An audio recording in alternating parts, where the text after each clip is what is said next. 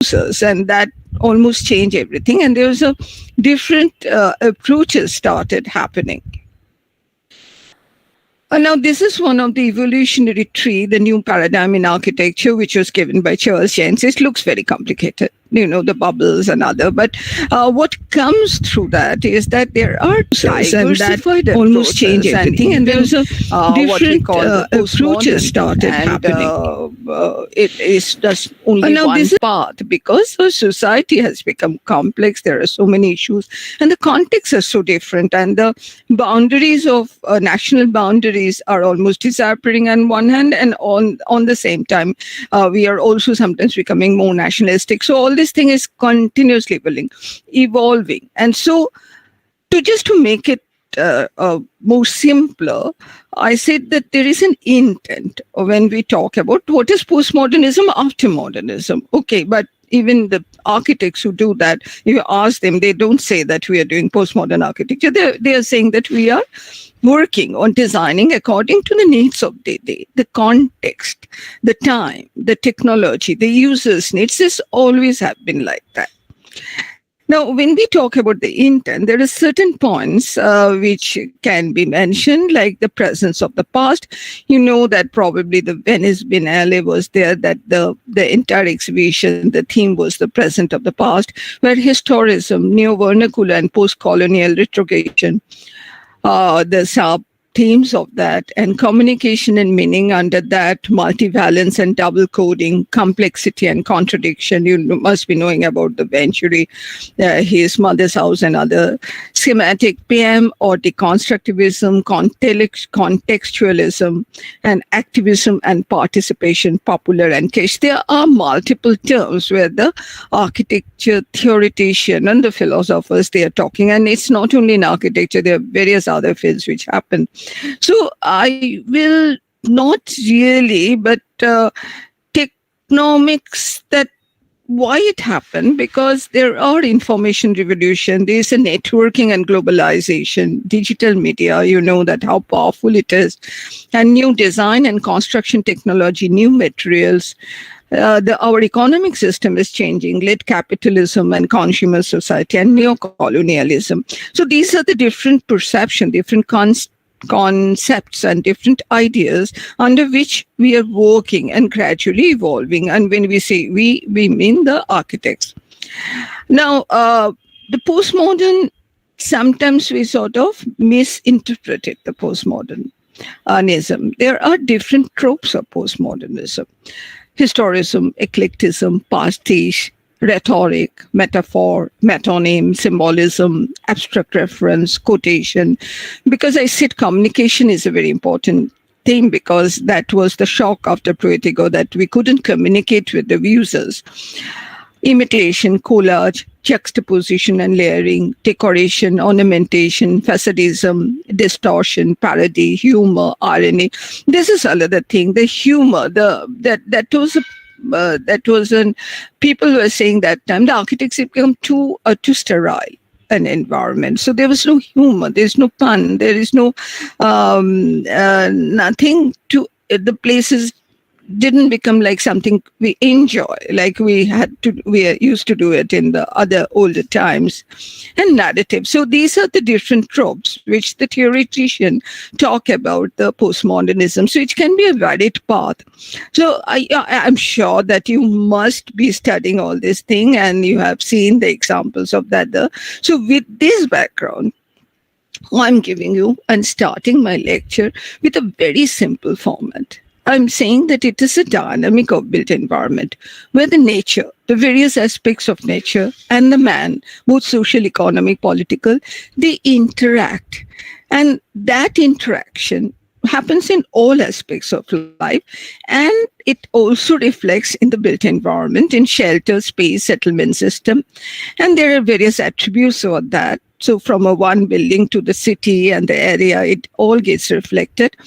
And what happens is that, so this is a continuous evolution process. We really cannot make a sharp divide in the line that okay, this is one period, that is one period, that one period. And that was a very way we have been studying history of architecture, like Buddhist architecture, in Indo-Saracenic architecture and other. But if you really look, that we know that there is a lot of interaction going on, and out of these interchanges, because that's the character of culture, that it continuously evolve and evolve because of the man-nature relationship, the innovation and technology.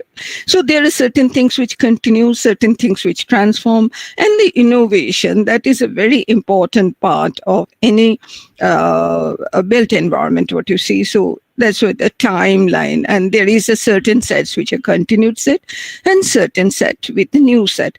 So, and postmodernism, a term of that after modernism, and that always there is a way we look back, go back and learn. And how this learning happens, this depends on the individual architect and designer. And because our repertoire is all around us, right from the beginning, the history and other. So that is with this sort of a format, I will like to discuss about the East India cultural landscape and why that I'm coming to that. And while doing that, I will also take you back, though I've been talking about modern architecture, a lot into the history to show the context, actually, that if that is the context, and it's not possible to sort of summarize the context. I'll just give you a brief idea about the context of that area. There is much more. And then how I'll take one or two examples of each of this region, which is not actually the formative years, it's more recent actually.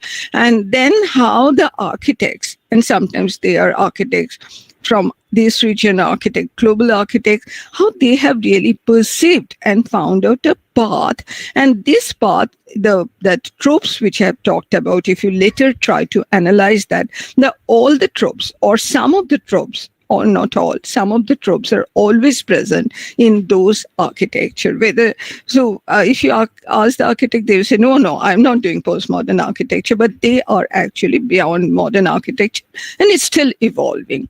Now, talking about the eastern region of India, this you see the map, that this is Orissa, West Bengal, Bihar, and Bihar actually later on divided into Jharkhand. And if you talk about the pre-independence India, it is also Bangladesh, which is a part of that, because there was a lot of commonality. And I wish we could have seen the Bangladesh architecture also, because they are working a lot in the evolving and working in that thing. So we have a lot to also learn and share from them. Okay, so anyway, I'll talk about Bihar, I'll talk about Jharkhand, I'll talk about Orissa, and I'll talk about West Bengal. Now, there are certain commonalities of this area because of the natural. So there are some differences, but they're very riverine areas, as you can see that. And even during the Mughal time and during the colonial time, this is a map which showing much, much beyond, much more ancient time, that where there was no such political boundaries or difference. There was no concept of state, but there are different regions which were based on their climate or the administration or political system and other, like Banga, Barendra, Gaur, Dandabhukti, Dakshin Rar, and there were different areas like that, which was, but something is common because they are riverine areas, and they are all not Bihar actually, but they are along the Bay of Bengal. So maritime occupation, that played a very important role.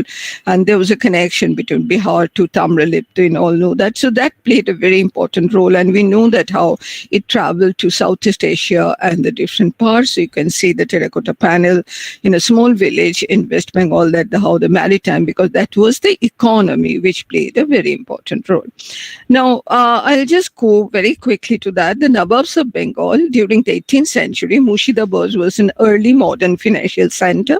It was the capital of the Bengal Suba in the Mughal Empire. And this Mughal Suba was actually covering the modern day Bangladesh and the Indian states of West Bengal, Bihar, and Orissa. So, administrative wise or politically, they all came under a different one area or one region, and there was a lot of interaction in terms of many things, but architecture is one of them.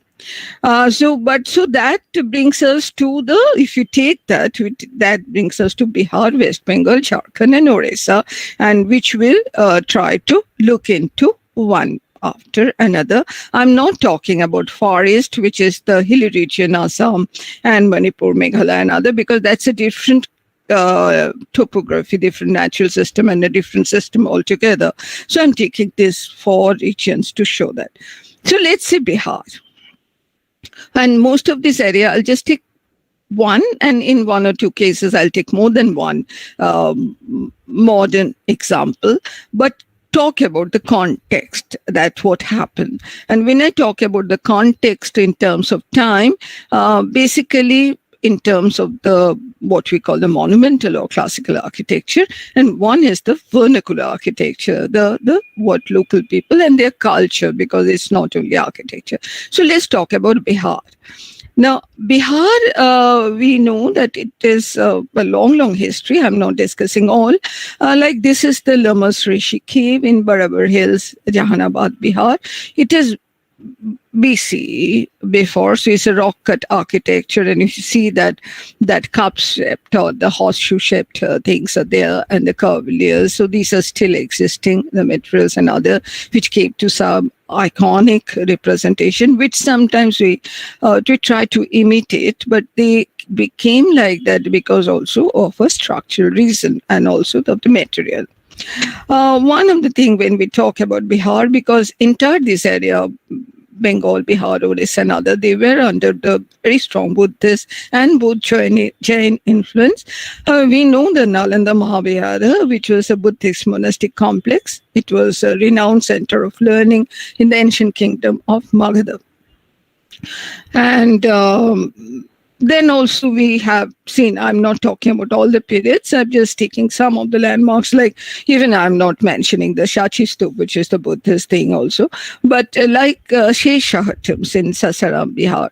Sheshaha we know because he's the one who did actually the Grand Trunk Road. He is responsible for that infrastructure of the Grand Trunk Road, and it is a mausoleum, which is red sandstone mausoleum in memory of Emperor. He is a Pathan from Bihar who defeated the Mughal Empire and founded the Suri Empire in northern India. So this is an example of an Indo-Islamic architecture and designed by Mir Muhammad Ail Khan and in 16th century. Another landmark of Bihar is there are many, but which many of them are not existing today. Some are the archaeological ruins, but this is also one particular important, Golgahar, Patna, Bihar, which is almost like a stupa architecture. It was done for the famine. It was a granary actually. It was a pillarless with a wall of thickness of 3.6 meter at the base. It was a colonial. It was done by the the East India Company Bengal engineer by Captain John Gurstin. Okay, we had in Calcutta, we have a road in his name, Gurstin Place. So it was a company time before even the formal British rule started working. Now, if you talk, so there's some, just a brief thing of that, and there are some, we know the Mithila painting, which is also known Madhivani art because of the village name of that. This is traditionally done because it was a beautification for the walls and others, which are still there, but now it has become very, very popular. It is now done in the various art forms, and they depict the nature and the Hindu religious motive. So the nature always, in different form, played a very important role as a part of beautification aesthetics, part of our culture, everyday life, not only for just decorating and other things. It is with rituals and everything. So we know the mythology. Though in this context, I'm talking about, so if that is the context of a state, and then if we want to take a present architecture, then what will be the inspiration, what will be the medium, which will also cater to the needs of that program or the requirements of that project, but also it should start talking about an identity that it should belong to that state. It's the identity is very important, and identity does not mean that it will copy some of the things. So let's see this example, which is a Bihar Museum in Patna. Actually, it was a state of the art. Already there was a Patna Museum, which is nearby. As you can see that it was done in the colonial era, but as you can see, there are chhatris, there are projected cornices, and there were influence of colonial and Indian vocabulary, traditional India architecture, what we have seen in the northern India and others. So they were there, and also jalis and other things. So there are many very important sort of edifices there. So they wanted to build a new one. And this is the Patna or Bihar Museum, which you can see here. So it was done by Markey and Associates, and Opolis Design did the museum design. So let's see what is the intent, because when I'm talking about the postmodern architecture and modern architecture, whatever you say, the intention is very important. What is the objective? It's not only simply objective, what is the essence behind the building? And that actually shapes up the building, and everything sort of gets from there. So, as I say, to celebrate the rich ancient past and inculcate a sense of pride in present-day Biharis. So that was the major essence and intention, I would say objective, the intention.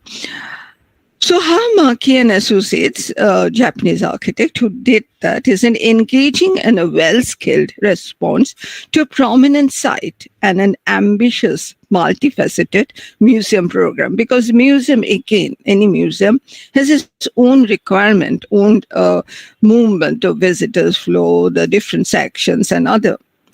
And because there are a rich variety of treasures from the region, which are also of different type, from different periods. And it includes the event and education space, because a museum also has to be interactive nowadays. It is becoming more and more important and interactive. That nurture a newfound sense of pride and connection to Beer's storied history. It's a huge area.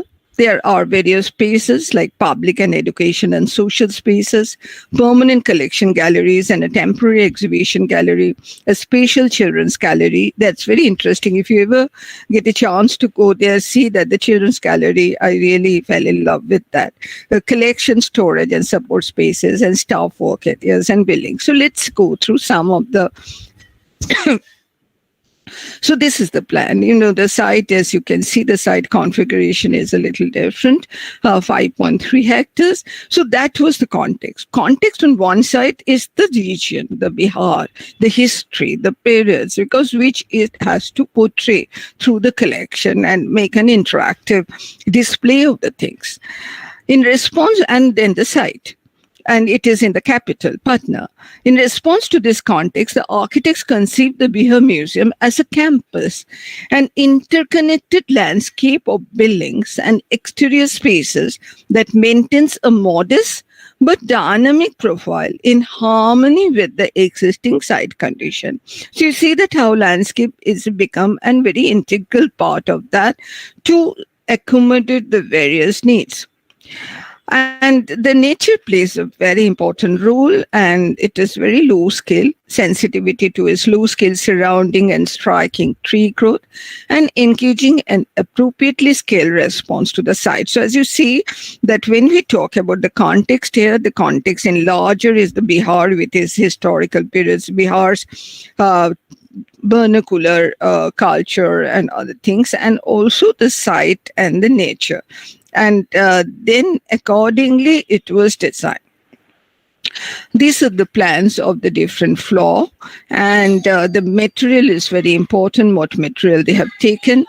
Each program zone, the entrance or event, the museum exhibition, administration, and children educational have been given a distinct present and recognizable form within the complex. So as you can see, the site configuration played a very important role, and it has not tried to superimpose that. Neither in the interior, it has tried to sort of copy or imitate any of the materials, but there are subtle references. So this is the administration building, which is overlooking the amphitheater. And at the same time, nowadays, the talking about the environment and sensitiveness to the environment is very, very important. So it's also a Griha provisional 5-star rating for its excellence in green building design. So this was also one of the objective which is fulfilled.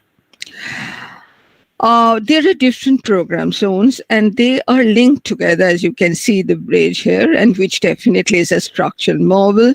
And there are different materials which are juxtaposed, ensuring that all spaces and covered indoor spaces, the landscape area, all spaces retain a connection to the surrounding landscape while remaining sheltered and comfortable, because sometimes it is not possible because of the climatic condition. One has to sort of go through the covered passages way. So that interconnection played a very important role, and that also played a important role in the not only in the spatial configuration but in expression. This is the children section, and not only in the children section, all over the museum, the natural environment within and all around the campus creates a rich, unique experience with each visit, one that changes with time and seasons. It encourages so that the people can come again and again, and there are the permanent and world-class exhibition. I think at the moment also something is going on in the Bihar Museum. A lasting educational impact for children of Bihar and from all the visitors from all over the world. A lot of technology has been used to make it very interactive and interesting through storytelling. Now, this is the prize possession. Every museum has a prize possession, and this is the Didar Garjakshi, which was a beautiful figurine, which was almost one part is broken, but it's a beautiful one which is found, which was earlier in the old museum, and now it has been. So to create a place for that, which is a prized possession of the museum, is also very important. And so that has been taken care of and as you can see that when one passed through that one part to another part, always goes through the nature, at least visually or physically sometimes. Now, this material, talking about the material, it hasn't taken brick. Nalanda, if you remember, it's a brick. Before that, it was a timber architecture. We don't get much into that.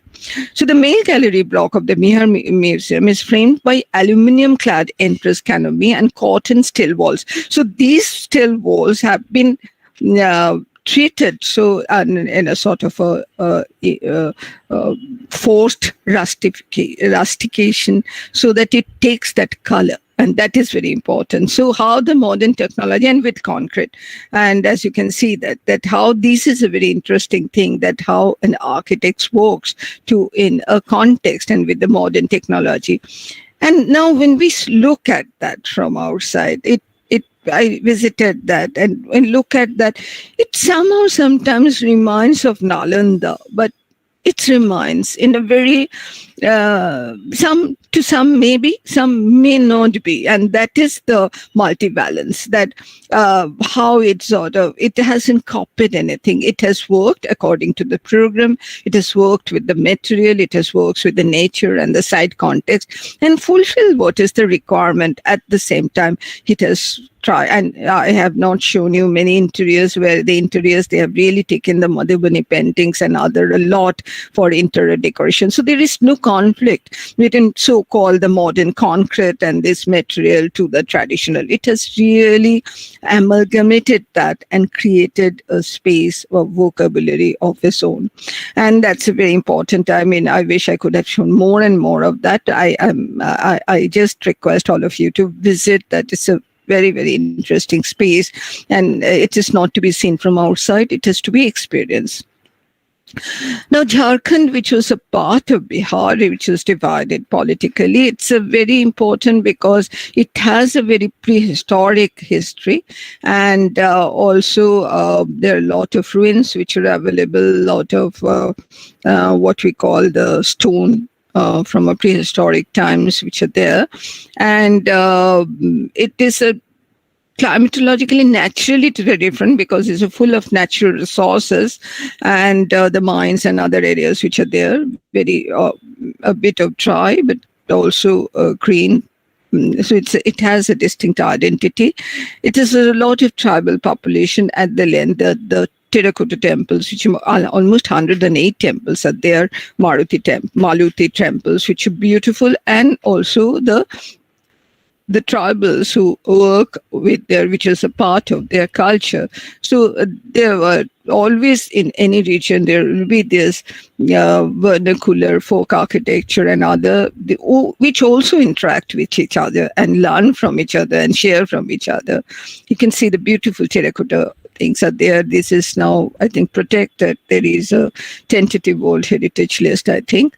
And these are beautiful wall paintings, which are done by the tribals, which has now become a vocabulary or an idiom of that place. Now, I've just taken I've just taken one example of that, and just a moment.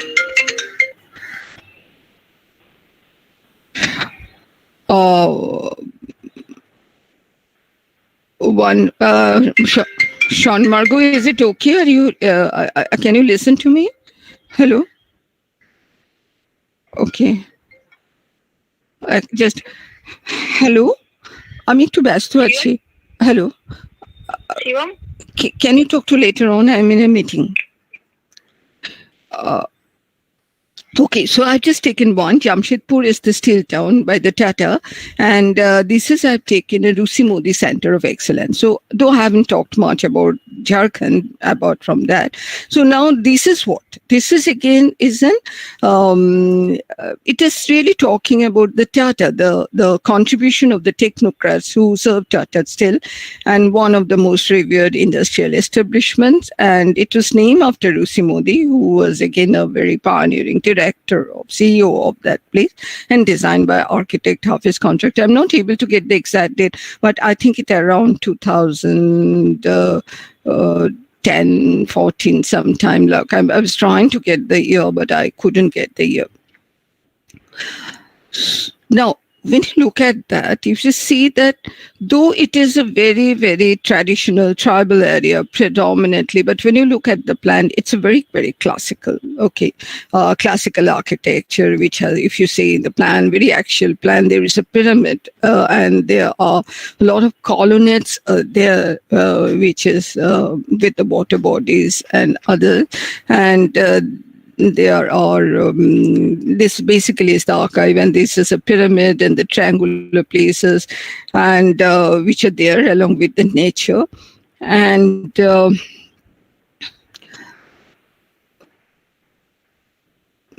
colonnade which are there. These columns are not load bearing. They are not doing any functional. They are there to communicate something. What they are communicating? They are communicating classicism. classical architecture. They have not copied Doric, Ionic, or Corinthian, other thing, but their proportion, they're grouping together another, and the way they are there, they are actually communicating a classicism. So one can question why classicism there. And this is the intention of the architect. It's consciously done. So this is what we call quotation, that when we take something and you like a ornamentation on rather than ornamentation is something superfluous. It is something reminding, making reference to something. And what is that thing? The classicism. And that is what was the intent of the architect, and consciously done there. This is there are different facilities of their meetings, workshops, and seminars. And this is the rotunda, which again we see in the Roman architecture of that. And this rotunda was there, very, very classical in the approach. So one can always say that why is like that. It is a lot of activities, and the professional museum exhibits under one roof. So it's a very important place. That's one thing. It's a very, very important place, which is trying to depict the journey of a very well-known industrial establishment, and involving the technocrats who played a very important role. So that importance, I think the architects has tried to reflect that importance in adapting to or referring to the classical features. Let's talk about Orissa. There is so much to talk about, but if you go in the tradition, we know this is the Mukteshwar, there's the Orissan style of architecture. You've seen that. The Bhubaneswar, Cuttack, which is again the maritime industry. There's a Shishupalgarh, there are Buddhist things, there are a lot of churches. There are other ruins also in the Cuttack area, and all around it's a vast region of a different climate. There is a Shishupalgarh, which they say the Kalinga War was fought there, and not everything has been discovered. It's still under the ruins, is on the outskirts of Bhubaneswar. You can see the freestanding pillars. They say that if they discover Shishupalgarh, it will change the history of that. There is the Ashokan edicts, which are there in the Dhalgiri. So there are different layers. Karavilla, you can say Karavilla was a very important Jain king whose kingdom, as you can see in the Elish, is a vast emperor which is there, and the Karavilla's inscription has been found there to know how powerful he was that time. So it is a very, very layers of history, and the Rani Gumfa, it talks about the socio-political history of that area, not only Buddhist, Jain, but also the different emperors of that. Now, in this background, which I'm really made it very, very short, and where there was a birth of new capital, which happened. What is that new capital? Bhubaneswar. Okay. And who designed that? Otto Koenigsberger. Otto Koenigsberger, we know, all of us know, because of his climate, his contribution in the climate. And he designed. And he designed that in Bhubaneswar, where there is Lingaraj temple and the old town already existing there. So as you can see, it's the old city, and there was an airport there. And then he designed that almost like Chandigarh in the gridiron plan. So what he says, it must be demanded and expected that this town will be so planned as to be equally convenient for the functioning of the government and the everyday life of its inhabitants. So it is a capital city, the capital of a state, and that's how it has to function. So he had a vision for that. And where he saw the capital complex with a host of government offices becoming a lively point of public life. That was the intention, always going back to that, what was the intention? And that's what he tried to do in the very close proximity of the Lingaraj temple in Bhubaneswar.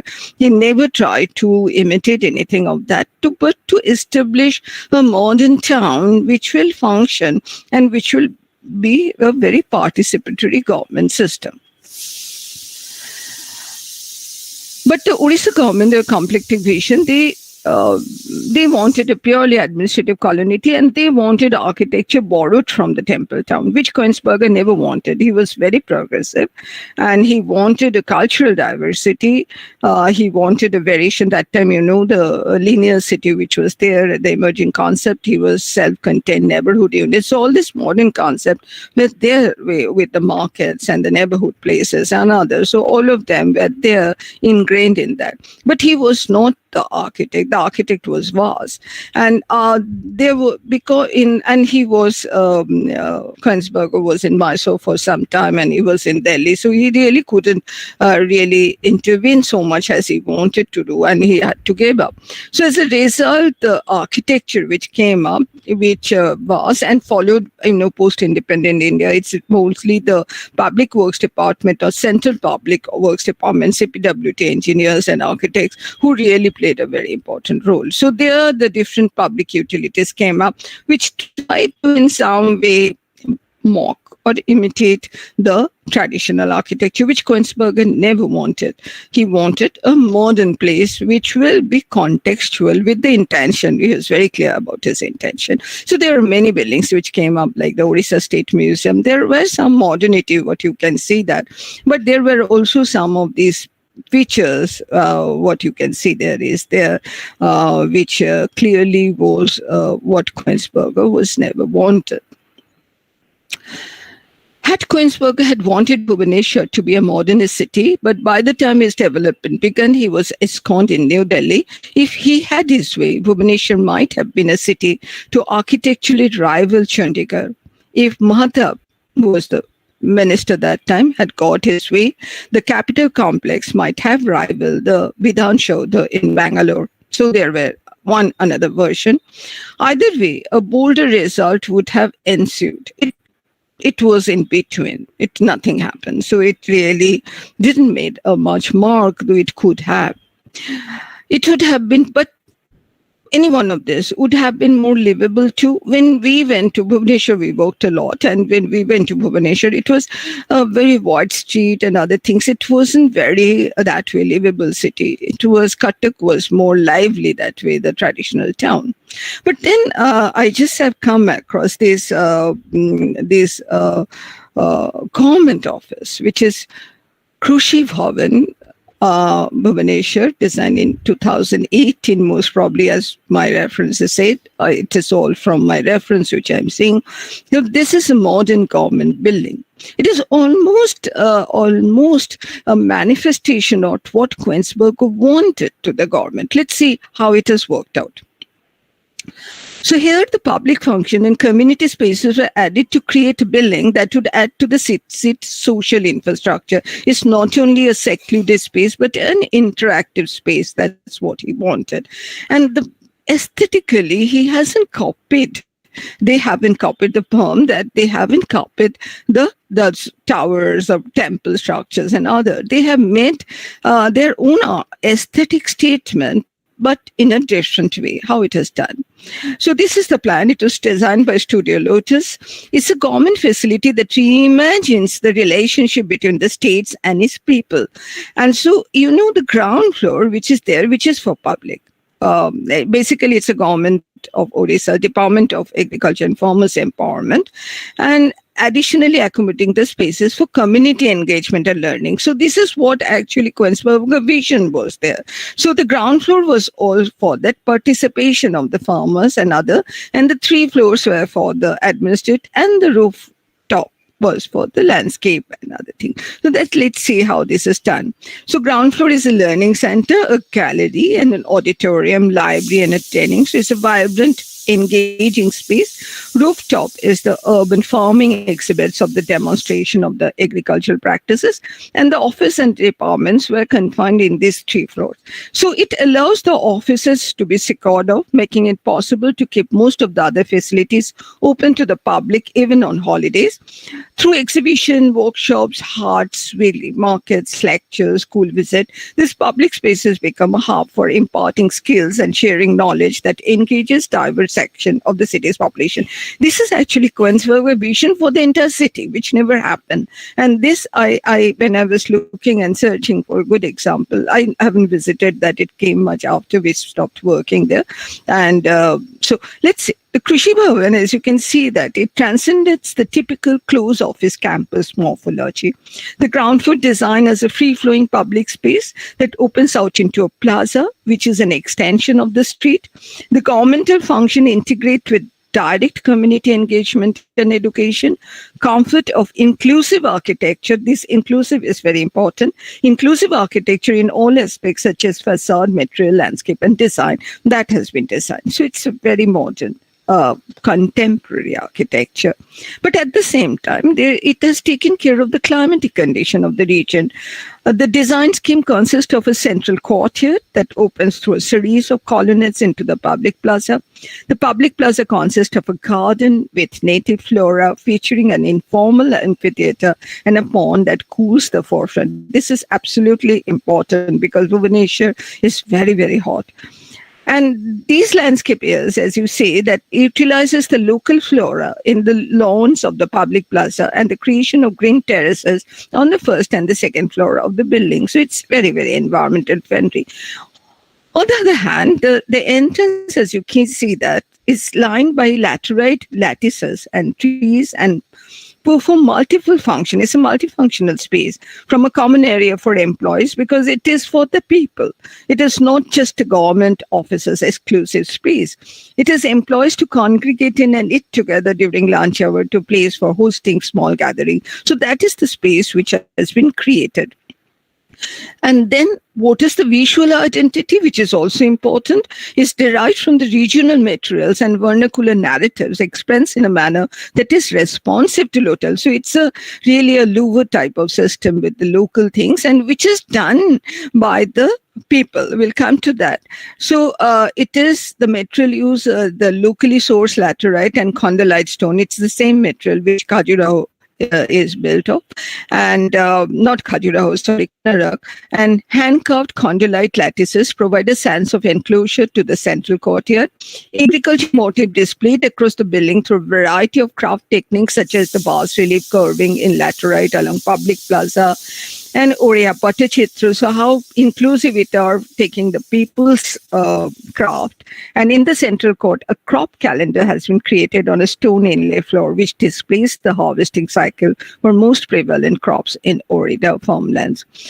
About highly skilled artisans were employed to do the vibrant and contemporary narrative of traditional Oriya craft depicting agriculture folklore and mythological stories envisioned at an unprecedented architectural scale. The tribal craft of Tokra, how you can see, Sean Margot, how much time I have, I will accordingly time myself. Sean Margot.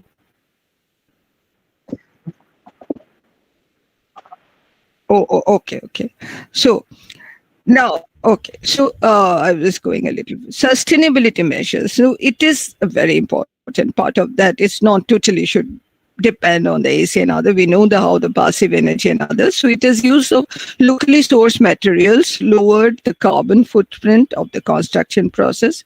The low window to wall ratio helped in reducing the mechanical ventilation time. The central courtyard through the staggered planning. So I see how the use of material technology and the planning, all these has helped to create a play of shadow and shade. And 100% daylight strategy introduced while using fenestration, louvers, and sills as the primary source of shade while the sun falls directly. And Bhubaneswar experienced a significant drop in night temperature through the year. So taking this into consideration, a simple night purging system devised for cooling and ventilation. So how this is actually Koensberger vision that how the government offices should be a vibrant space for interaction with the people and to be context. Now we have come from a lot that time and now we know the sustainable architecture, a lot of technologies have changed. I really appreciate the architecture group who did that how they had responded to the context and then taken a very inclusive design, not only in the spatial planning, but including their craft, their other things, and the spatial, that how a government offices can be an inclusive design, and people's place at the same time can also performance wise, it should not compromise, and of course, sustainable climate wise. Now, let's talk about West Bengal. As I was going very fast, I think I won't need that much of time, but West Bengal. Again, a lot can be said, and when West Bengal, it is also the Bangladesh which was there, and it's a strong connection. Parts Medinipur and other, they were for a long time part of Orissa. There was a long connection, not only in terms of art, architecture, but in terms of religion. There's a lot of interaction all over. And then Jainism, Buddhism, they played a very important role in this part. And the Ra region of southern western part of present-day West Bengal, and it's an arid region, so it's not everything is riverine and it's not green like Purulia, Bakuria, and the Ra region. They're very laterite soil, and which there. And what you can see is that there is a strong influence of the Orissan architecture in terms of also the material. So Orissan Rekha Deul structure, vertically linear style of temple architecture, manifested itself in this unit. Many are still available in the laterite stone. Triratha, three-tiled offset projection plan, simple moldings with offset vaulting roof, and crowned with amlaka. So that is what my purpose of showing that culture is never what should I say, partition, never sort of an exclusive. It is always interactive. It gives and takes, and that's how it grows and it evolves. It doesn't say, okay, that's Orissa, that's Bengal, that's that. It is never the purpose of any culture. It is always inclusive, sharing, innovative interaction, and experimentation. And that's how it grows. And it cannot be that clustered. It should be free to take. It should be free to give. It should be to understand, interact, but at the same time be contextual. And that's the challenge of an architecture. So when I talk about Bengal, on one side we see this Orissan influence, and other much beyond that. There were other also, Pala, and they're very rich diversity. I've really simplified that. But there are also vernacular architecture like this thatch roof and other, Ekchala and Charchala, which is still you can see them in the villages of Bengal, because of this is the rectangular plan, this is a square plan, Archala plan, and which actually got reflected. Now there's a strong spiritual connection because of the Vaishnava movement of that when Nimai started that. He actually was a social reformer, so he really broke out from all the caste creed and other, and there was a Puri, that the pilgrimage route which started, apart from the Grand Trunk route which connected India through the Bengal and other, that pilgrimage route which connected the Puri, that was really where the pilgrims traveled, and that played a very important role, and that became this center of a spiritual movement. So, more or less as a social movement, and that got reflected in the temple structure, which is we generally call late medieval temples of Bengal. It's Bakura, but this all over Bangladesh, Bengal, and in Bihar also you see some of them. This is the terracotta with the clay, which is the local material, which is burnt, and it, because of the iron content of that laterite soil, it becomes very strong. And though the structures here, these are the laterite stone, but these are the terracotta. Now see the curvings which are there. And what is the theme? Theme is the Vaishnavite. Okay. And they tell story. This is one from Bangladesh, but when the Mughals and the Pathans, they came, they also took that because it was very climate sensitive. There was a sloping roof. There was the domes, arcuated style. It was brought by the Mughals and Pathans and other, and but the brick was the material, and then it became very dwarf because it's a very the soil, sedimentary soil, and other it's really alluvial soil. It cannot take a lot of load, so it has to be a spread out structure. So these were, you can see that reflection there. But what also was important is there was a lot of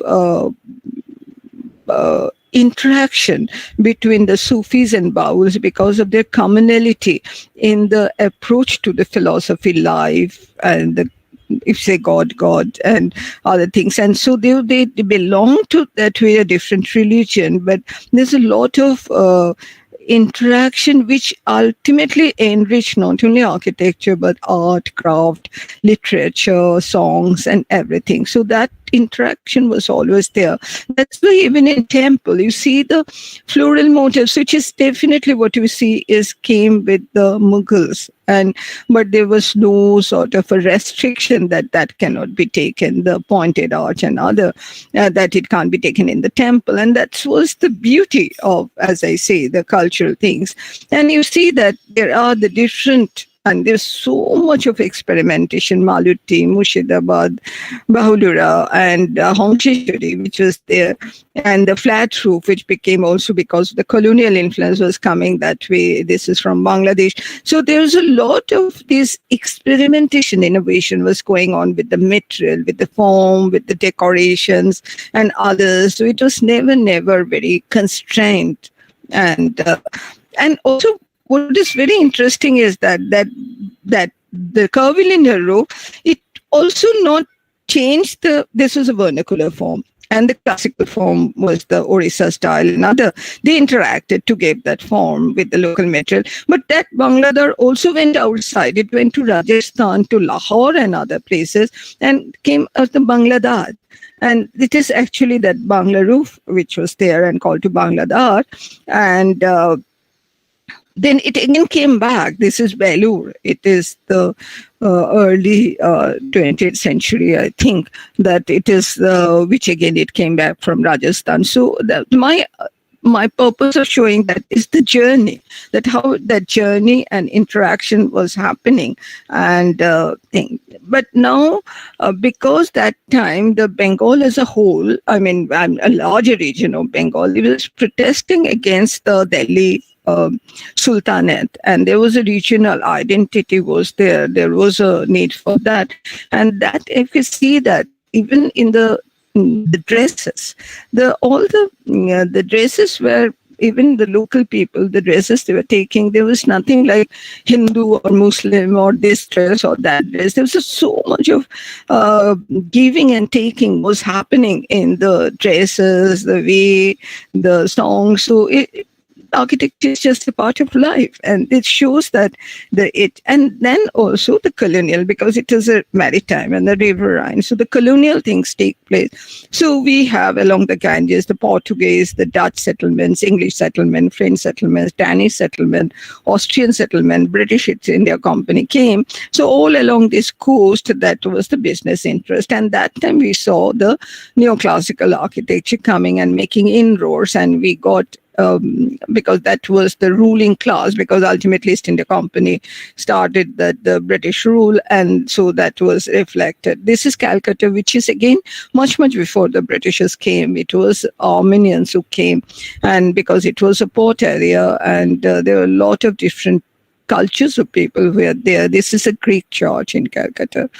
Now, what happened is a very interesting thing. The middle class or the business class of the local people, their architecture, which evolved, they actually very courtyard type, because that was climatically that was sensitive. But they took the classical columns and other, not purely, but but the spatial morphology was just as a courtyard, and then it took some of the Indo-Islamic tradition also, and then the Jaffris, which was very climatical, it was very important. So a lot of houses, not only in North Calcutta, all over Bangladesh, other places of Bengal and other these type of houses, the courtyard, this played a very important role. So you can see that how the features were there. And also the wrought iron carvings and the grills and the louvers, wooden louvers, because it was climate played a very important role. That's why the courtyard is not only for climate, it was also for sociological reason, that because it needed to be shaded at the same time, cross ventilation is also required. That's why these wooden louvered things which were there, all things, and at the same time decoration. So this is a very interesting thing to happen. And the interesting thing happened is the bungalow. What we call bungalow is actually came from the Bangla, that sort of when the Europeans, they went into the countryside, they needed a place which should be comfortable, sloping roof, protected from the rains and other things. So this bungalow, which actually is Genesis, is the Bangla, that Bangla, the roof which I showed. So just to show that how it was a very interactive, and this is very, so that new class of Bengali or the local people, the Jamindars who were coming. So there is a different art form happen. And if you see, this is a village, and how the European architecture got influence, and then how the traces were very much influenced by the European. This is a very common scene, and all over Midnapur you see this type of figurines behind blind the windows, and this is so, and many of them are still there. And also this is also from a village in Midnapur, who played a very important role in the freedom struggle. This is definitely, they used to come from Europe that time, the rotter and decoration and grills, and they said that Tagore was inspired by that to have it in Shantiniketan, Upasana Griha, because he visited that place. And when on one side that we saw the Bengal Renaissance, which was happening in the entire country and this region as well, because at that time the Calcutta was the capital of British India. That same time there was a Bengal Renaissance was happening, the education, a lot of change was happening, social reform was happening, and then the national spirit which happened. And that national spirit, why I've taken that, because not many people know the Bauhaus, which we so familiar with, that there was a Bauhaus exhibition in Calcutta which happened because of this lady who actually was invited by Tagore to teach in Stella Kamresh, and who taught in Bharati, and then she played a very important role. And the Bauhaus exhibition was there in Calcutta, where the students of Bharati, they had a combined exhibition and the interactive workshop, so to say, and that openness was always there. And even when Tagore was designing Shantiniketan along with Surendranath Kaur and Nandalal Bose, his artist, he was free to take, because he was identifying a new style. He was trying to emerge, which was not influenced so much about this colonial copy and imitation, but it was something rooted in India one time, but at the same time there are a lot of Japanese influence was there. So he's very free, because that was the spirit. He was a very international in one way and the national. And that spirit, why I'm mentioning that spirit, what he was showing, it was what reflected in, he was also part of the Brahmo Samaj, Jagadish Chandra Bose's Institute and other. This and all over Kolkata and other places you go, you see the reflection of this, which was rooted in Indian architecture. I mean, if you case something at the same time was taking, it's just from Ajanta Ellora, you can see a very, very sort of, so it was not only confined to Bengal region or Orissa or Eastern region, it was free to take. At the same time, it was functional, it was climatic. Now, also one should know that because of that thing, there are many architects all over India, it happened, who worked in there. And this is one of that. I mean, long time back, I happened to visit Dudok's office, and I was very surprised. They said he designed, when they know that I'm from Calcutta, they said he designed a cinema hall in Calcutta. Then I came to know it's Lighthouse, and which was there, and it was very well, and it was 1,396 sitting capacity initially, and a lot of so it was a very modern architecture. Dudok in Europe is considered as a very modernist architecture, and that was there, as you can see, the original thing. And this drawing is there in his office and in Holland. But now this is what has happened to that. It has been converted into a city mart, and no longer, and how the structure is there, but how we, and most of the Orthodox architects all over, because he played a very pioneer role in evolving the modern architecture. Just trying to show that.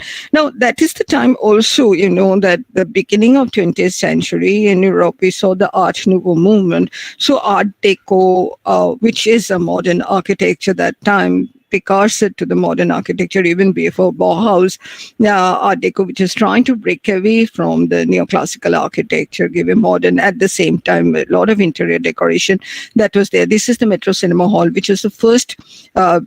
Bombay has a lot of Art Deco buildings, but Kolkata, this is the first Metro Cinema Hall, which is the first Art Deco building in the Calcutta. And what we see is that they're all over Calcutta, especially South Calcutta, when the buildings were happening, normal peoples, and they particularly took the inspiration of the Art Deco. So it just came to be known as Indie Deco. And that was a modernism, because it was not only outside, it was the interior decoration, the jalis, the grills, the everything was reflected in there. Now, after independence, when we sort of wanted to have a vision, so this was the formative years, who really played a very important group of architects who went abroad and who sort of got training there. Then Corbusier came, and he was working, and Doshi and others, they were working with them. And many of them who went outside and got trained in America especially, and they came back. And one of that is Habibur Rahman. He is a chief architect of, he's from Bengal, Calcutta, and he chief architect of CPWT for a long time. A lot of his works are in Delhi, which unfortunately some of them are getting demolished. But he played a very important role, what we call the ushering in the modern architecture. So he got trained in the MIT under Walter Gropius, and he worked and he brought in. So this is the new Secretariat building, and this is very important. He got an assignment to do the Gandhi Ghat, which is in Barakpur. Now here, what you see is that he has this very modern architecture. He has taken iconography forms. But if you see the forms, first of all, the cantilever, it is the technological marvel that it is supported on that one small column, and there was a jali at the center, and then that form of the tower he has definitely taken from the Orison architecture. And then on the top there is a small bulbous dome, very small, and then there was that Chhatri type of things on the other. So he is trying to really reflect through that, through iconography, and also taking the structural things. He is trying to say this pluralistic society of so there was a message in that, what he tried to, very simple, no decoration, no extra curvings, but he is consciously tried to take that pluralistic idiom of India as a, and then he later in Delhi and other regions has a fantastic work. The new Secretariat building, of course, again, his landmark building in the modern architecture. We have not been able to maintain it properly, but this is one of the very important work done by Habibur Rahman when he was in CPWT. So after independence, apart from these architects who came back, the first generation of architects, we saw a lot of CPWT or PWT buildings which are there, and it came to be known as a CPWT type building or PWT type of building. So they are almost a standardized works, but they did, like probably Habibur Rahman has done some of the very good architecture for the modern. And this you can see Akashvani Bhavan, the radio station in Calcutta. But you can see that there is some sort of an attempt of evolving vocabulary which is Indian. I'm taking that. So I'm taking one or two examples from Calcutta, which is ITC Shonar, which is done by Kerry Hill and Associates in 2002. And as you can see that it is firmly rooted in the fertile soil of Bengal, and its design elements spring from the classical Bengali worldview. It hasn't taken the curvilinear roof form, but what it has taken that the jalis, the louvers, which are very important if you remember the traditional houses of the Tudor louvers, and that is very important for climatological reason. And the water body, the lotus font, and this that these are in terracotta. They were made in terracotta, the louvers, which is a local material. And the presence of bamboo in the design palette is a tribute to the region. So you can see even being in modern architecture, contemporary architecture of this period, how it has related to the context and other. Unfortunately, the extension which has done, it has totally opposite to this low profile architecture, which is a very contextual in Bengal. And even in the interiors and other, there is a lush green, because green is a very important part, and a waterfall. And it has also the relics and sculptures. So decoration played a very important role, and not for superfluous decoration applied, but it has become an integral part of the design. So this is again one approach. I'll take another approach, which is the food tradition, which is designed by architect Praveen Mitra. And this is, of course, again, a hospitality, it's a hotel. And it is of an example of a narrative, because it is telling a story.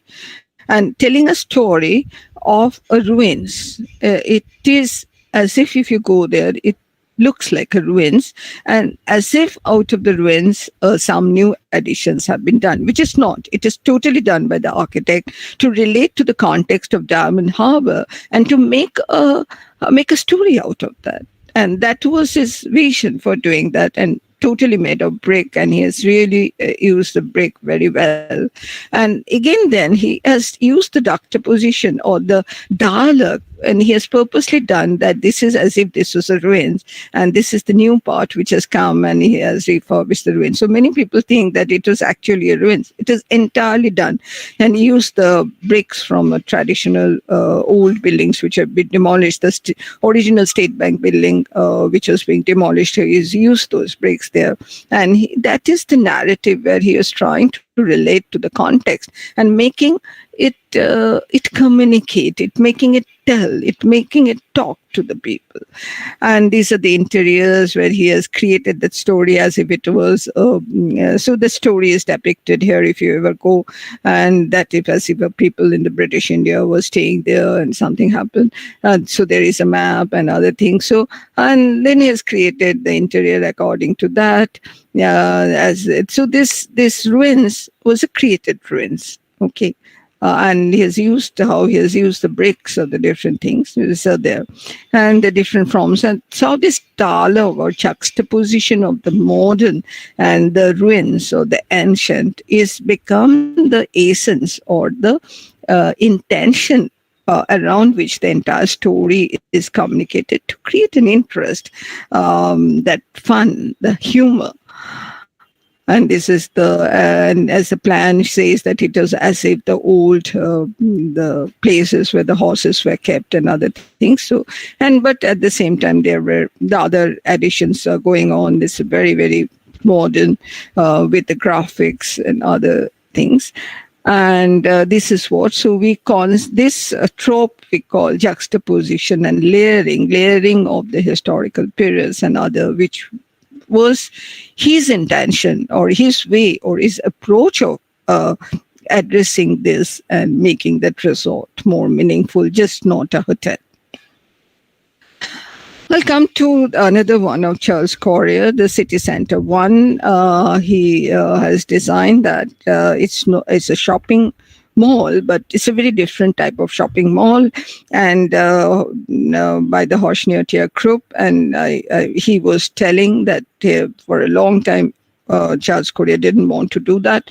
Ultimately, he agreed and he designed. And then the day the foundation stone was laid, he went to look around and see Calcutta, North Calcutta, other parts of Calcutta, the New Market and other places. This is New Market, the Hawk Market.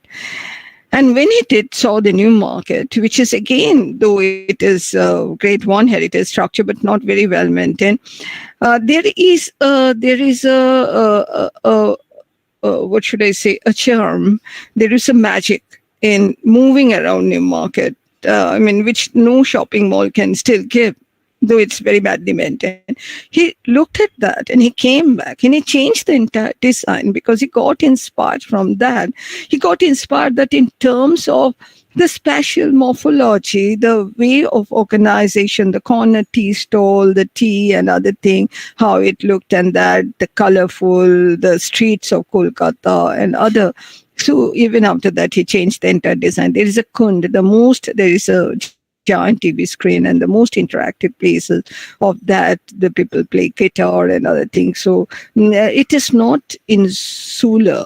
It is very open, and it is in true sense a city center, not a shopping mall that way. Though it has to compromise a lot on the selling space, but it is an experience which matters. So it is the and he has of course used some of the tropes like the old tram car and others. So as a sort of these are called quotations, and which are purposely kept there to remember.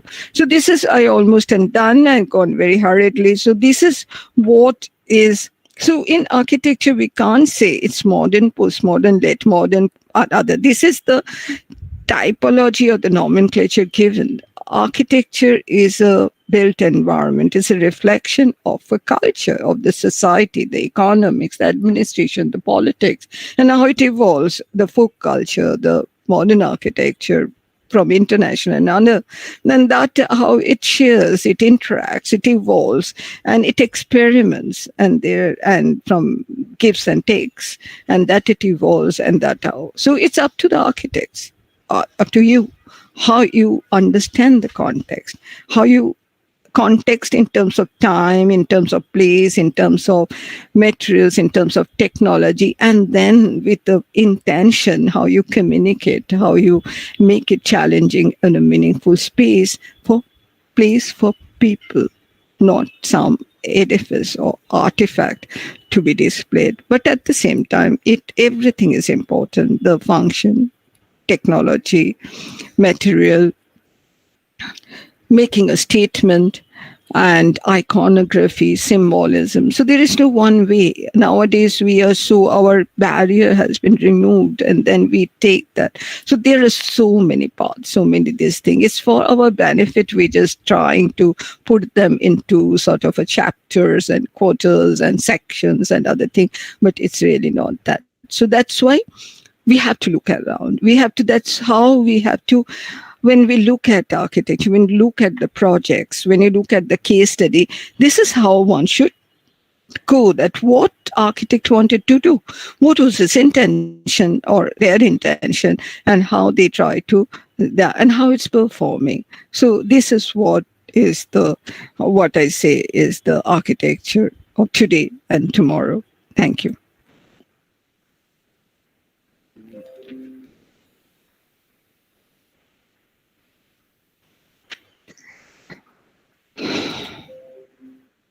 Yes, you're audible.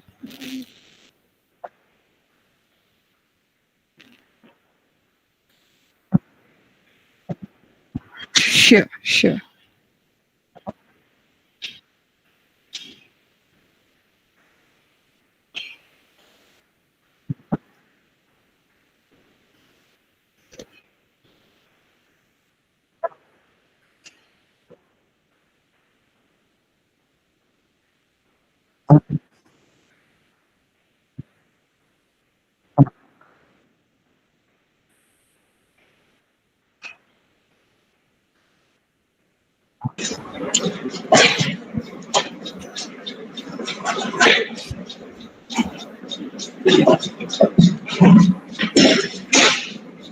Thank you, ma'am, for such a wonderful presentation. It was really good. And we could get an idea of the whole, how the symbolic references are to the contemporary narratives that we see today. And I think it was a good presentation for students also to understand, like they are budding architects, they do a lot of design, and they struggle for understanding this metaphorical references that is there, which is already there in our history. And so thank you so much for that wonderful presentation. I would ask students to just interact with ma'am. Sure.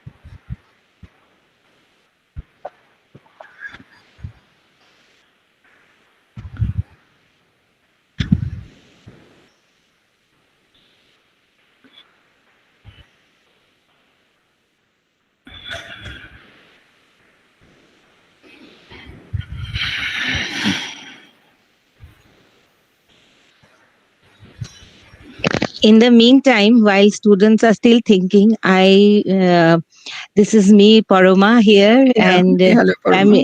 yes, and it was wonderful to hear you again. Of course, many a times I have heard your lectures, especially thanks to the pandemic when we had a number of webinars and I could log in and again relive the times when we could hear you. So, but this was really good that this is hosted by Department of Architecture, SPA Bhopal, and I was enjoying the presentation, and especially because this subject is also very close to my heart, and the way you connected it was, I would like to extend what Sanghamitra sir just now said, that it was not just an building element or one building or history or contemporary architecture. It was the connectivity of the history of the place, the region, how the cities were built, and the philosophy of the uh, builders, I mean the people, the social scientists, as well as the people, the common people, the social connect, very much intertwined in the whole understanding. Because I personally, the little experience have understood, to be a good architect or to understand architecture, understanding the different paradigms of society, uh, the political history, the geography, climate, everything comes into the play. So we have several different other subjects. We have departmental subjects. We have divided them into silos, but such forums actually help us to connect all of them and very clearly see that all the subjects that we study ultimately, they are like, they are like beads in the same necklace, I would say. And how beautifully you connected them, and we could see that how the architecture shaped, and where geography connected, where climate connected, where the socio-political system connected, how the hopes and aspirations and the religious beliefs connected. So thank you, ma'am, again from my part. And I can understand that students are in the second year, so they must be having still a little bit of Oh, I yes, didn't. Thank you, Param. I didn't understand they are in second year because in IIT we do it in third year. So I think that's a bit too early. I wish I would have known that because to second year to understand. But at least I don't know whether they have done postmodern and other. But at least it may not be sort of everything becomes very clear at this stage.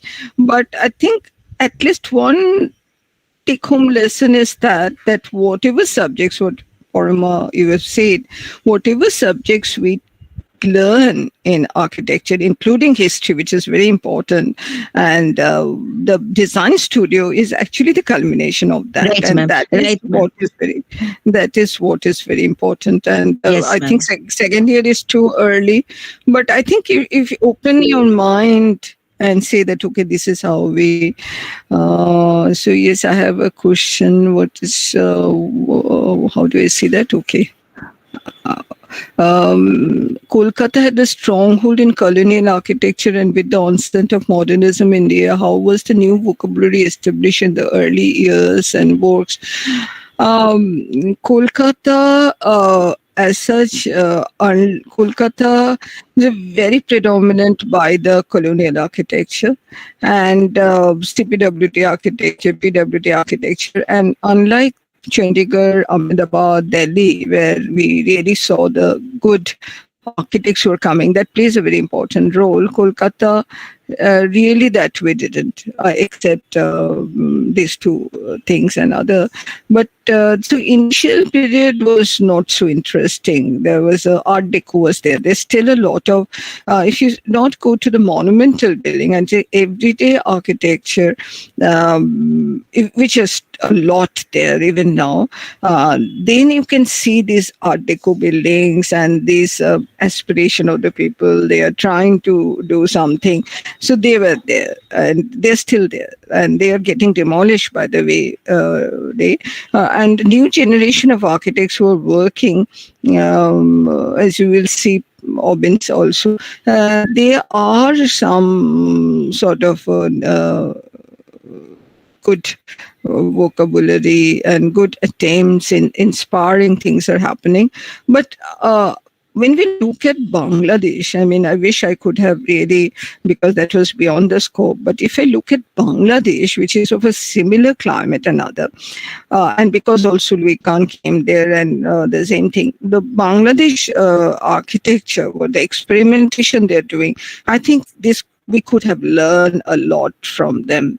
That really, that sense hasn't happened in the initial years of Kolkata, except few sort of few buildings, and there are others. But Charles Courier coming there, and with this so many beautiful architecture all over Kolkata there. I mean, even if just paint them, they look so beautiful. But there was a gap. There was a gap there. I mean, that modernism, that vocabulary, which I mean, I explained, that except for very few cases, we really haven't seen much.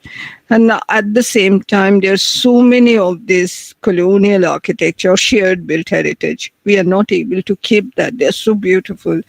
The Newtown, Salt Lake, Newtown, they are trying to sort of now come up with some good architecture. But compared to Bangladesh, I will say Bangladesh has worked really well in a very contextual modern architecture. We haven't been able to, except few, we haven't been able to really do much.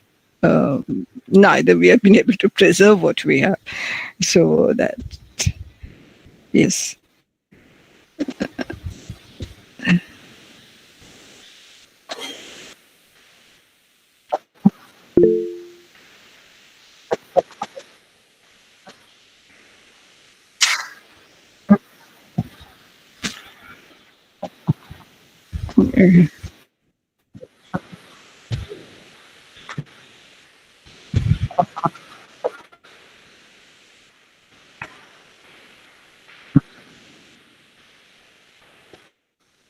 Okay.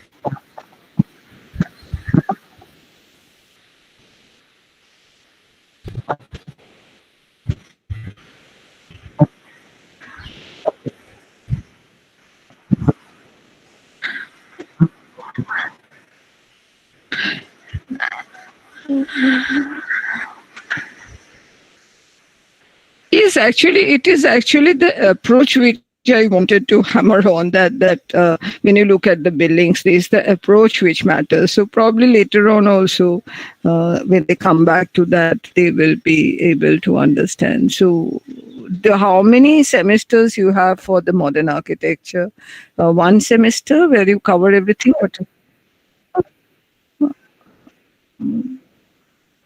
Where you cover everything, no? Yeah, actually, that's how we also do, but we do it in third year. But no harm in there, because ultimately you can. One thing is that you cannot teach everything. You cannot. I mean, it is show them the approach. What I tried to do with this very few examples, first I thought that how many examples I should discuss, another thing. Then I thought that I would show the approach, taking few examples. And if you understand the approach, then no matter, because even in contemporary architecture, you cannot tell them everything. You just show them the essence and how the things are. We used to cover it in one semester only. Some schools to do it, but anyway, as I say, that you show the approach, you show the pathway, and open their eyes that this is how what matters. This is how the history becomes very relevant. It is nothing to be thrown or forget about that, because all the architects, they learn from history of architecture, and it is not just mere imitation. But again, as you see that when I was talking about Jamshedpur and other, there's a lot of discussion can go on why he has taken that classical architecture. That's definitely a postmodern attitude, because a classical approach. So that is continuous discussion, and others open up their minds. And most important is that there is no one way. It's the architect's repertoire which they have to see, and other. Anyway, that's fine, I think. No, okay.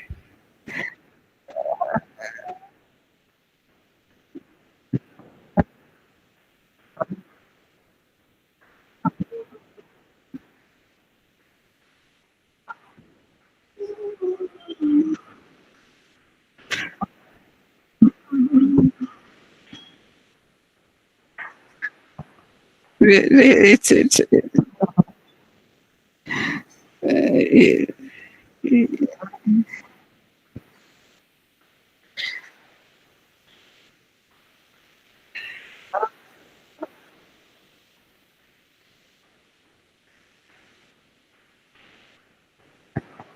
Yeah, I will give an example of a music, actually. A musician, even if it's a modern musician, until and unless one has a classical solid foundation, whatever genre later on, or dance or whatever goes on, that classical foundation is required. Only if you know the classical foundation, then only you are ready to break that and innovate and improvise. So it's also like architecture. That is our foundation. What we see all around us is our foundation. How we analyze that is our foundation. So that foundation, what we read and what we look around, that gives us how we design, because always we are designing something new, that what nobody has done. So until and unless you have that foundation there, I know we have also faced the same questions many times. So that's why purposely I took this approach that that I thought that I will show something a little bit.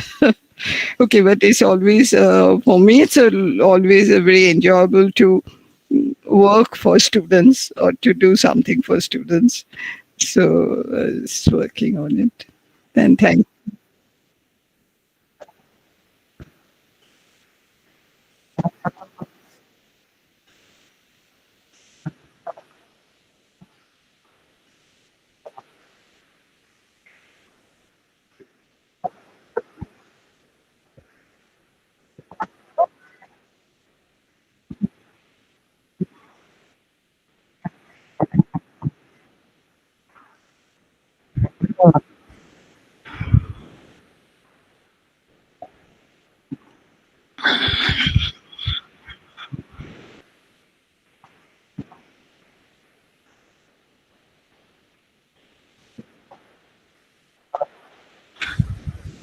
No, I think the question lies not only in architecture. There are various reasons we often discuss. You must understand that Bengal went from 1914, 1911 onwards, when the capital was shifted. Still, it remained a cultural capital. But when the partition happened, and the main economy, the jute, it went to that, and there was so much of influx. So economy plays a very important role. Who will sponsor that? We need the sponsorship for that, no? So that when the economy and so much of turmoil was happening, so that really was a setback on one hand. Another thing was that So I think that's why we need to understand the political system, the economic system, that what is there. And then also, I think the way we went ahead, it was we're really struggling, I think, a lot of that. And somehow, uh, very, very, I mean, if you see even the housing board, which played a lot of important role, it was so uninspiring. It's a so thing, and which really has what. Then, of course, a little generation like Pravida, Dulalda, other generation, and now other generation happening, and they are trying to happen. And that's why I said, if you compare Bangladesh, which again has a lot of turmoil, I mean, they're doing marvel. I mean, their contextual architecture is something to learn from, and we haven't been able to do that. Somehow, I don't know why our mindset, maybe the economy, maybe the political, that openness. We had a lot of uh, opportunity when Salt Lake and other could have been much better. It never happened. Yeah. Neither we are able to keep the treasure we have. That's very sad. I'm in Calcutta Corporation, and then I can see that what is happening. People are conscious. People are conscious. Lot has to be worked. Anyway, so that's another story.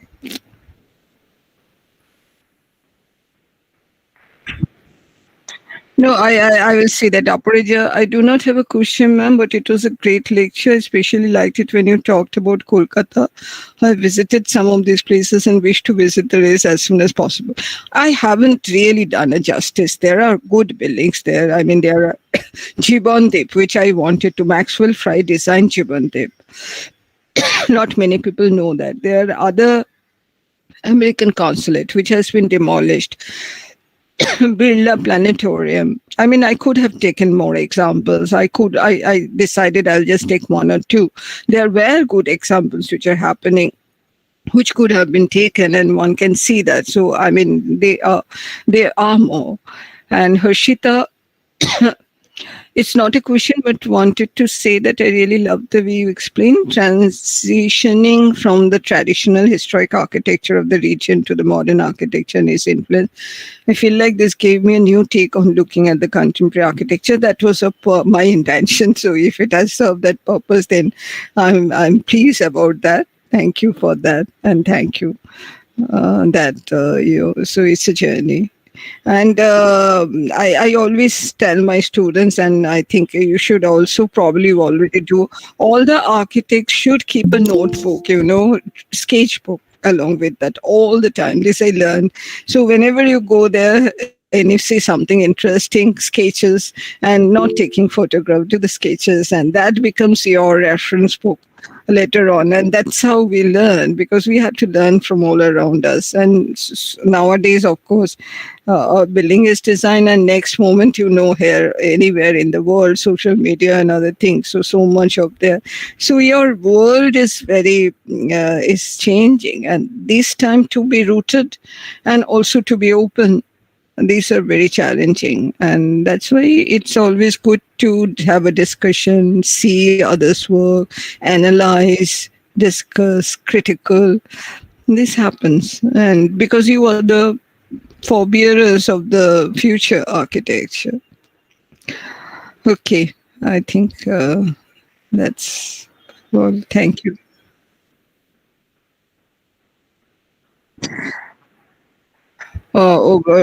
Full to here to speak about how traditional architectural practices have been used in contemporary architecture. It gave me a very good insight to the subject and brought it into new light. Thank you. Thank you. With all the heritage and other thing, my passion and the history, I can't avoid it. And so even I mean, one day before, I also didn't know how I will tackle this. So it's only when I start talking about that. So many things to say. Okay, I think. Even you,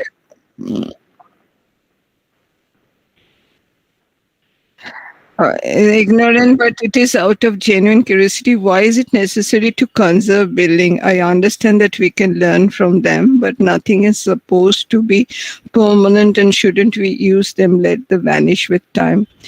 Yeah, I'll give an analogy, Shreya, and this is how I start my conservation class. Like you have your grandmother or grandfather in your family, and probably they have become old. They don't look so beautiful. They are not so efficient, which they are. They may have some problem in their health. So, and they probably are not earning money and other. But don't you think that even not your immediate family, outside family, to have them with you, may as a neighbor or as a thing, they can bring so much of share with you, not only giving you, but they also love when you give them something in terms of teaching them and other thing.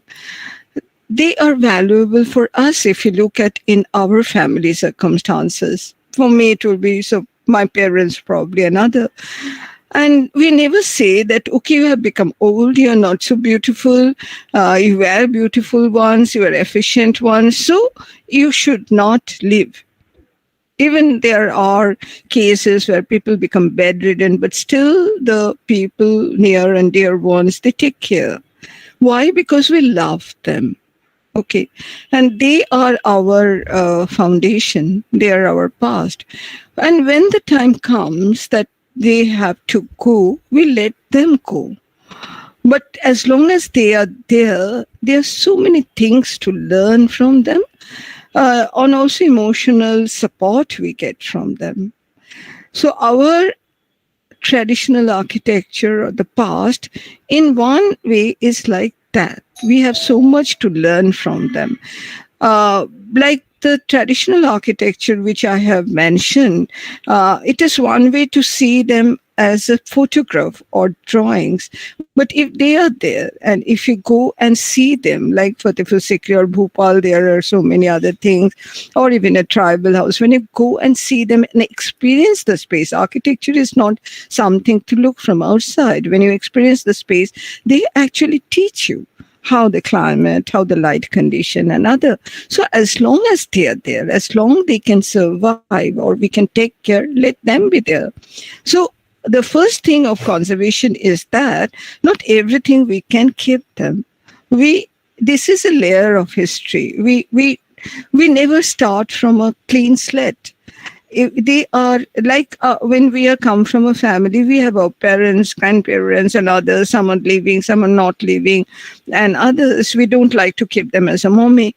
But as long as they are, it's so nice to interact with them, and they also that emotional support they get. So our heritage is like that. That's why we first decide what is the value of that. And sometimes they not be architecturally important, they not be aesthetically pleasing, they may not be something, but they talk about a period which is no longer there. Or maybe the use is no longer there, but just the fabric is there. And if the fabric is there, and if you can just repair that fabric and keep them usable, why not? That will be so cost effective rather than making something new. So conservation is like that. And another thing is that's why that it's a layers of history. It's a layers. We are not starting from afresh. So this shows is our root. And that's why it's important to conserve. And not everything we conserve. We conserve when it is a valuable. So first lesson, I don't know how many of you are doing. I spend quite a lot of time in value assessment, that why we should do. For example, there are a lot of housing which came in the 60s. They are not aesthetically good looking. They are apartment blocks and other, and people are sort of demolishing them. But many areas, London and other areas, people are saying, no, keep them. Because that shows a part of our architecture social development, because the architects thought about that mass housing that time. So keep them, don't demolish them. Let us see that whether we can reuse them in some other way. So we go step by step. And we don't want to just neglect that and let them die. When the time comes, they will die. But we don't purposely do that. I think this is the analogy. And because it's layers. We have, if we have inherited something from the, like you, suppose my parent has given me something valuable, it may not be valuable for somebody else. For me, it's very valuable. So I should preserve that and try to see that so it's like that. From your own small world, it is a greater world. And because it's our common heritage, it's a larger. I think that's the analogy I always give. And that's how one should look at the heritage. And then there's so many ways. Yes, if it can't be preserved, we make something new. But if it's an old historic area, then we should try to respect that area and have a dialogue. It doesn't mean we copy that. We will definitely have a dialogue. So new buildings can be very, very challenging. And see, for example, we go to the various city, and because to see that how that city was, what was the history, that's why their identity comes out of that. This is the one of the basic question. Otherwise, everything will look same, and that's how the like a person has an identity, the family has an identity, a place has an identity. The architecture or the heritage is also an identity of that place, that how it has evolved. It shows that evolution. Otherwise, you have to just go to the museum, look through the books and photographs and other things. So if they are there, let that be there, and let's see how it can be done. Why to demolish them? Let's see what are the other alternatives, like our grandparents or our parents. Okay.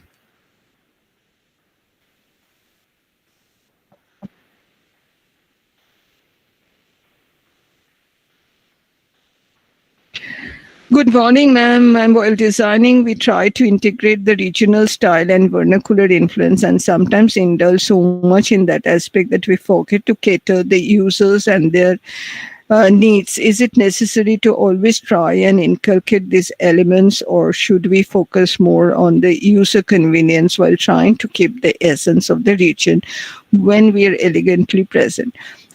See that when you are trying to incorporate the vernacular architecture, the regional style, you're using the word style. So sometimes what happened, as I tried to show you, that when the Maki was designing in Bihar, he hasn't taken the horseshoe shape arch or other thing, but it related to that. It was a totally modern architecture. It related to that, and interior was done in that. So it's not the style so much. What you have to see the principles. If you change the word to style, when you look around to the regional or vernacular, try to understand the principle. How did they construct? How did they take care of the climatology? How they use the space, and from one room to the various room? Because sometimes, if you remember that chart, it shows some things remain constant, something change very slowly, something change very drastically. So if there are certain things which, and then also something come back. So if there is something which we can learn from in terms of principles and also on the different aspects, and then try to incorporate, and it is never compromise the functionality. Even iconography is also functionality. If I look at a building and I feel comfortable in that building, if I can relate to that building, that's also a function of a building or of space. Its function does not mean only I'm able to sit properly and properly. It's a psychological satisfaction also, whether I can relate. So that's why I said, when Bihar said that it should relate to Bihar, it should not relate to Orissa. It should relate to Singh. How? So that was the challenge. Another architect would have been done in a different way. And that's why when we learn architecture, we try to see what approaches they took. That should be the try when you see the study architecture. what was the challenge, what was the purpose, what was the context, what was the program given, and what approach they have taken and what they have done. It may not be in your way. You can have a different way, but this is how we do. So you are not never, because architecture, that's why is so interesting, because it can never compromise on fire safety. It can never compromise on the comfort. You take a beautiful building to look at, and then somebody cannot sleep there properly. It doesn't mean anything. So I think all are very important. So style and vernacular influence, try to understand the principles, why they did that, whether they are still relevant or can that be done in that way. So that was the purpose of my architecture. I hope that I've been able to understand, but it doesn't come. It comes very slowly, provided you develop. That is your 5 years. It's just a beginning of that learning. It is a continuous learning process to understand. I mean, we all still learn. We are all learning, even now. Okay.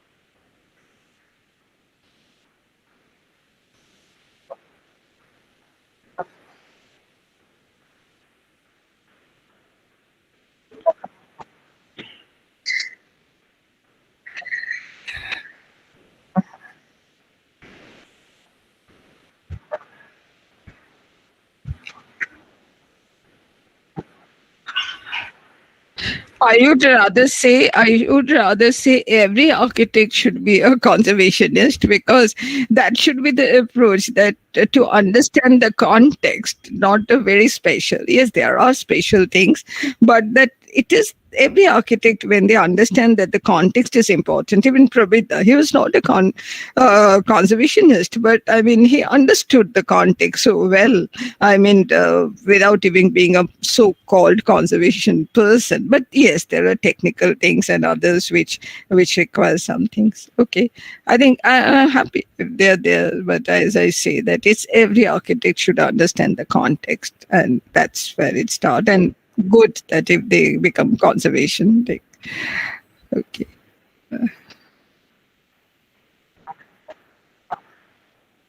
Thank, thank, thank you.